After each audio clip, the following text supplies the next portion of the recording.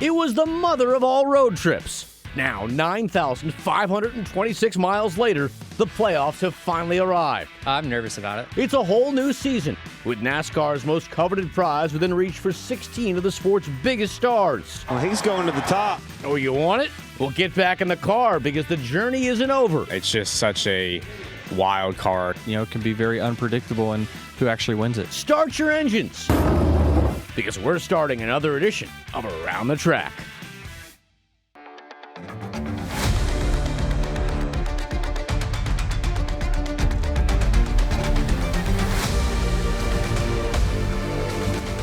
"16 enter, but only one can take the title of NASCAR Cup Series champion." Welcome to week one of the playoffs, and welcome to Around the Track. I'm Gabe McDonald. Carla Gebhardt will be along shortly. After 26 races, we've reached the postseason, and the first test will be the mosh pit that is Atlanta Motor Speedway. We're going to break this one down with two of the most legendary names in all of racing. Driver and owner of the 6 for RFK Racing, Brad Keselowski, will be in Garage Confidential this weekend. Plus, America's crew chief, Larry McReynolds, he's all sorts of fired up. He'll join me in a few minutes to talk about this race. But first, let's go ahead and fire up those engines and head down to the ATL. Welcome to Atlanta, where the odds of winning are more like testing your luck in Las Vegas. Ever since the reconfiguration at the track 2 years ago, the final 2 turns of Atlanta play out more like a super speedway a la Daytona. We spoke to all 16 playoff drivers this week, and while they're excited to get the playoffs going, they know this race is a little bit of an oddball on the schedule. Lots of opportunity to score points, but also lots of opportunity to end someone's day early, accident or not. It feels a little bit different, but I certainly feel as though we're strong enough to overcome any kind of adversity that might get thrown our way. But you know, it's the things that you don't plan for, right? It's getting in someone else's crash that you weren't really expecting to. Those are all the variables that the playoffs bring, and why it can be very unpredictable and who actually wins it. First round of the playoffs, it's all about not eliminating yourself, and you just can't build a huge points deficit. So that's the big thing, is just trying to understand when it's time to take those risks and try to calculate those out. How risky of a move is it? Is the reward worth it? And hopefully I can do that well at Atlanta. Yeah, trying to, where my head is just take it a week at a time and try to get through Atlanta, hopefully without tearing anything up. And if we can do that, then we can kind of settle in and go to work. America's crew chief Larry McReynolds back with us on Around the Track. Larry, it's playoff time going to Atlanta this weekend. What's the excitement like for you guys as getting ready to go into the playoffs? Well, I think we've been anticipating it for a while. It took us over 7 months to get here, 26 races, and talking to a lot of drivers and a lot of crew chiefs at Playoff Media Day in Charlotte, I think they all are just ready to get this playoff started. I think there's a lot of anticipation, Gabe. If you look at the way the reseed is with these drivers, it's about as tight as we've ever seen it. I don't know that anybody can go into this first round breathing easy. You look at Ryan Blaney and the 12th team that's in 5th, all the way down to Martin Truex Jr. and the 19 in 16th, separated by 14 points. That could change by the end of stage 1, for sure the end of stage 2 at this race to Atlanta. Now, of course, we all know the playoff criteria, but is there anybody on the outside looking in that maybe you feel like should have gotten in, somebody that's come close to getting a win this season, or a guy that just came really close on points like a Bubba Wallace or a Ross Chastain? Well, I could make a case for Bubba Wallace. I could make a case for Ross Chastain, Chris Buescher. But I'm going to tell you, there's probably one driver and one team that those 16 drivers and teams are glad they're not going to have to deal with, and that's Kyle Busch in that 8. They have come to life here of late. We know how close he came at Atlanta, finishing 3rd, 7 1/1000ths behind winner Daniel Suarez. He's got 5 top 5s, Gabe, this year. 3 in the last 3 races at 3 completely different racetracks. But the bottom line is he didn't meet the criteria. He didn't win a race. He didn't point his way in. So I'm not going to say there's anybody that should be in, but I think that's one that would be very dangerous if he would have made these playoffs. And, of course, we know the format now. It's win and you get in. It's been around for the past decade. Do you agree with that format? Do you think the sport maybe needs to reevaluate, just given how close some of these guys were this year? I've been asked that probably 24 times over the last week and a half. It's probably been asked that ever since Austin Dillon won Richmond. But we do know that, of course, that did not qualify him for the playoffs. But I think for the first time it got exposed, that there maybe is something that needs to be looked at. But the bottom line, I mentioned it 7 months ago, we all went to Daytona in February. Every driver, every team, every owner, everybody knew this is the format. If you can win, it doesn't matter what you do the other 25 races. If you can win, this essentially will put you into the playoffs, and I think everybody knows that. Maybe you don't like it, but that's the format, and we all knew it going in. They didn't just change it a few weeks ago. Now, of course, the past few years we've opened the playoffs in Darlington. That's where we were last week. Now we're going back to Atlanta. You mentioned the finish there we saw earlier this year. How does a driver, advance through this track? Because it's changed dramatically over the years. Now running like a super speedway, how can a driver get into the round of 12 after going through this track this weekend? Well, this will be the 6th race at Atlanta on this new configuration with the 28 degrees of banking and the surface. And I think that's a lot of the anticipation about this weekend. What is the grip level going to be? I think the grip level is going to be down now because now this surface has had 3 of those Georgia summer heat on it, 2 of the winters, and I think it's going to be a lot about handling. But I talked about how tight the field is right now. Yeah, go down there and win. That's the golden ticket. You don't have to worry about Watkins Glen and Bristol if you can go down there and win this thing. But I think every stage point you can score, every finish. I don't know how tight the points are, Gabe. Even Kyle Larson, that's leading it right now, I don't know that anybody really truly has a mulligan. Now, you mentioned hearing from a lot of the drivers at NASCAR Media Day in Charlotte. Of course, a lot of these drivers say they got to take it one race at a time. But obviously, with this new format and these new races coming up, you have Atlanta this weekend, then you go to Watkins Glen. Is that true? Do you kind of have to take it one race at a time, or do you sometimes have to look ahead? I think you take it one round at a time, and I heard a lot of drivers say that. They almost look like they look at it in these first 3 rounds as 3 mini seasons. And I think everybody, asking all the drivers that I spoke with at Media Day, the common word from all of them about this first round is the word unknown. Atlanta, no practice. Everybody's wondering how much grip is this 1.5 mile track going to have. Watkins Glen, this is the first time it's going to be in the playoffs. We actually have 2 road courses in the playoffs, and Goodyear is taking a tire there that's going to have a lot of give up. It's going to have a lot of fall off, and I think that's going to work into strategy. And then Bristol. Anything can happen there when you put 36, 37 cars on that 1/2 mile racetrack. They're taking the same tire combination back there we had in the spring. We know what went on. So even Denny Hamlin, that's won the last 2 races at Bristol, when I asked him about this first round, he seemed cautiously optimistic.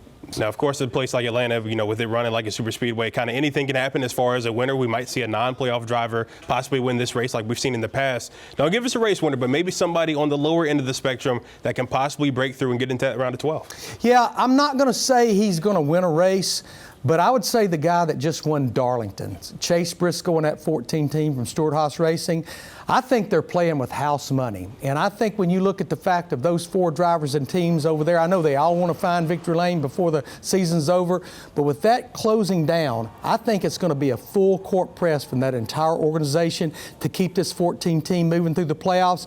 2 years ago, he won the Phoenix race. Now, that was very early in the season, but when you look at his numbers right now, at the end of the regular season compared to 2022, very similar numbers. 1 win, the top 5s, the top 10s, and even though we didn't give him any kind of a chance whatsoever in 2022, he did go all the way to the round of 8. Certainly a guy that's on a tear right now. We'll see if he can get it done. You heard it from the man himself, America's crew chief, Larry McReynolds. I like the challenge. I like the style of that type of racing, and I feel like as a team we're really well prepared for it. Brad Keselowski is not only ready for Atlanta this weekend, but he's ready for the postseason. His first as an owner and driver for RFK. He'll be the former champion next in Garage Confidential. And Martin Truex Jr. is leaving the Cup Series full-time next season, but he's already planning a comeback, and he's bringing a familiar friend. MTJ's future revealed next. From Cup to Xfinity to trucks, free agency, aka silly season, has been moving at an unprecedented rate. We've got 3 more moves to tell you about when Around the Track continues.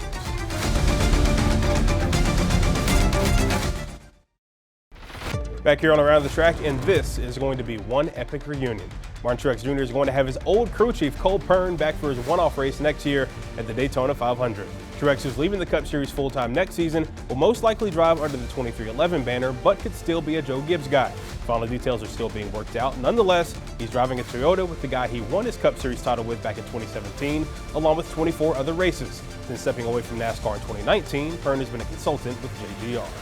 And we're about to hit the gas in the NASCAR Cup Series playoffs, but that doesn't mean silly season is slowing down anytime soon. There are new reports out that RFK Racing could be interested in adding to its 2-driver team in 2025. Industry sources tell ATT that RFK Racing could be looking to buy another charter. From who remains to be seen. However, there are other reports that say they could be looking to put current Stewart-Haas Racing driver Ryan Preece behind the wheel if they're able to secure the charter. Preece does not have a ride yet for 2025, as SHR is set to close at the end of the season. And there's no doubt that Brad Keselowski will be one day in Uptown with his name in the NASCAR Hall of Fame. And while he already has a Cup Series title to his name, he wants more as a driver and as an owner as well. Our Carla Gebhardt spoke with the driver of the 6 earlier this week in Garage Confidential.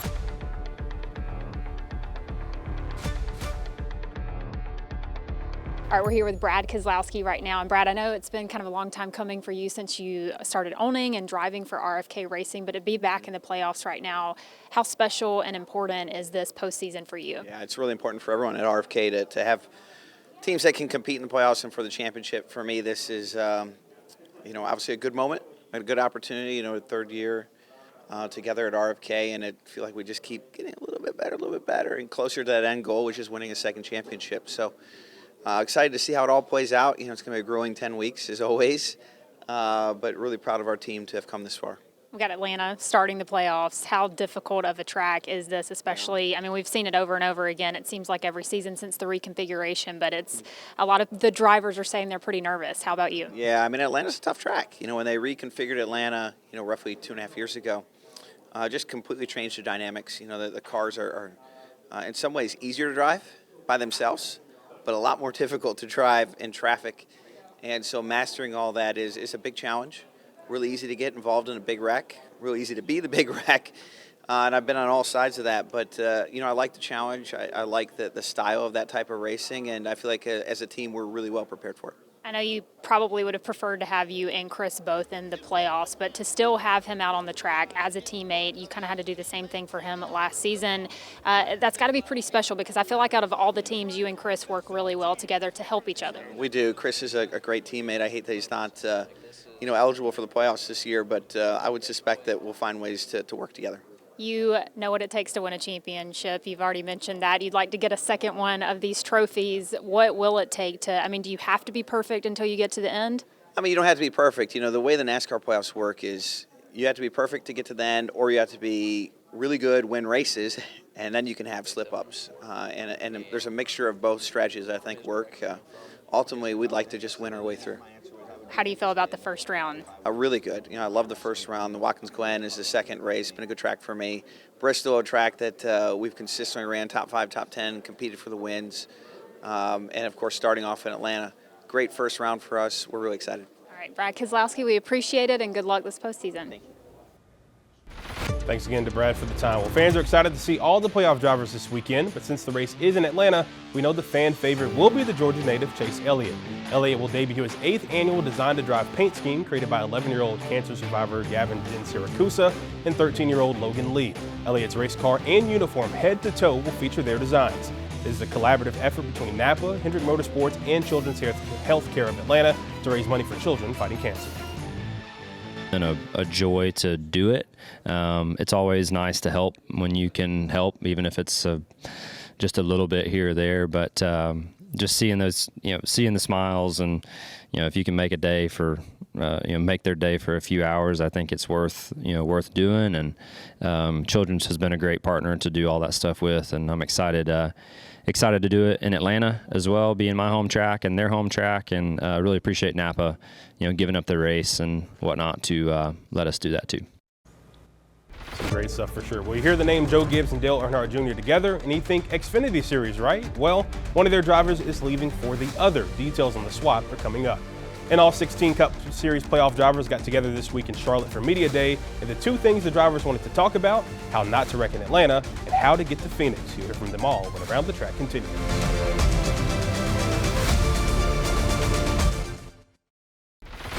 A big shakeup in the Xfinity Series. Brandon Jones is headed back to Joe Gibbs Racing.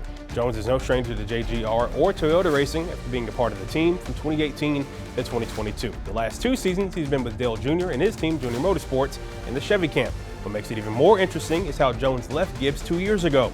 Remember, it was Ty Gibbs, Joe Gibbs' grandson, who spun him out to win a race after it was announced that he was leaving for Junior. And this guy has been quickly climbing NASCAR's ladder, and next season he will have an Xfinity Series ride. Christian Eckes is joining Kaulig Racing next season to drive the number 16 Chevy. He'll replace AJ Allmendinger, who's going back to the Cup Series full-time. In 4 seasons in a truck, Eckes has 7 wins and 21 top 5 finishes.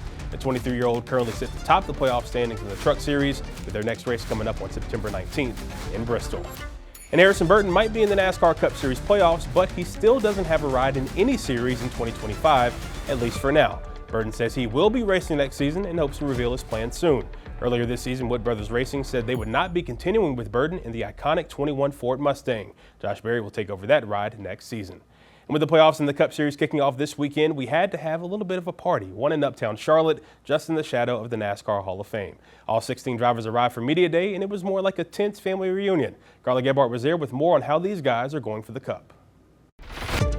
NASCAR hosted their playoff media days in Charlotte this week. 16 drivers filtering in to talk about the next 10 races of the postseason, where only one driver will win the championship in November. Of course, we saw a great regular season finale in Darlington this past weekend, where Chase Briscoe kind of stole a win, locking himself into the playoffs. We also saw Joe Gibbs Racing, Martin Truex Jr. and Ty Gibbs lock in on points, but now everything kind of resets, and there's a lot of unpredictability when it comes to the playoffs, especially in the next race at Atlanta Motor Speedway. This track, since its reconfiguration, is really kind of considered a plate race, much like a super speedway race, and that has drivers feeling pretty nervous about this one. I'm nervous about it, and I think if you ask everybody, they're going to say the same thing, because at Atlanta, most of us feel like our hands are tied, and we know that if it's in our control, we can have good races, but on the same breath, there's going to be wrecks. There's going to be massive wrecks that take out a lot of cars, so you just have to be on the good side of that. I think it's a race that you could very well win, and you could very well wreck in the first 5 laps. It's just such a wild card. It's such a hard race to kind of plan for. It's got a different feel every time we go there. The green flag pit stops there are some of the most challenging in the whole sport, so it's a really big gut check for all the playoff guys. Where you're just not really completely in control of your own destiny at Atlanta. So yeah, going to focus on what we can control and go from there. Strategy will certainly come into play, and although you don't have to be perfect to advance, you do have to put together some solid races to make it all the way to the Championship 4 in Phoenix.